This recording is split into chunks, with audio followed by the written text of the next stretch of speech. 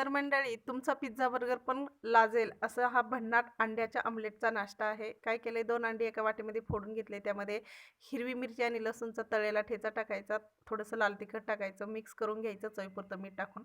त्यानंतर त्यामध्ये कांदा, टोमॅटो आणि कोथिंबीर कट केलेलं टाकून मिक्स करून बाजूला ठेवून द्यायचं. इकडे बाजरीचं पीठ मळून घ्यायचं चाळून.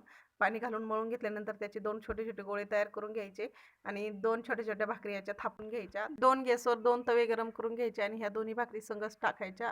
दुसऱ्या साईडला जे आपण अंडे पसरून घ्यायचं एका तव्यावर त्या भाकरीवर आणि दुसऱ्या भाकरी आहेत त्याला पण पद्धतीने करायचं. फक्त त्याच्यावरती कांदा, टोमॅटोची जी कोथिंबीर आपण कट केले होते ते टाकून व्यवस्थित मिक्स करून घ्यायचं. 5 मिनिटं भाजून घ्यायचं आणि जे पहिलं भाजलेलं आमलेटची भाकरी आहे ते याच्यावरती पालथी घालायची आणि मंद गॅसवर छान क्रिस्पी होईपर्यंत भाजून घ्यायचा आणि आगळा वेगळा असा आपला अंड्याच्या आमलेटचा नाश्ता इथे तयार झालेला आहे. याची डिटेल रेसिपी मी चॅनलवरती दिली आहे. नक्की जाऊन बघा आणि आवडल्यास लाईक, शेअर आणि सबस्क्राईब.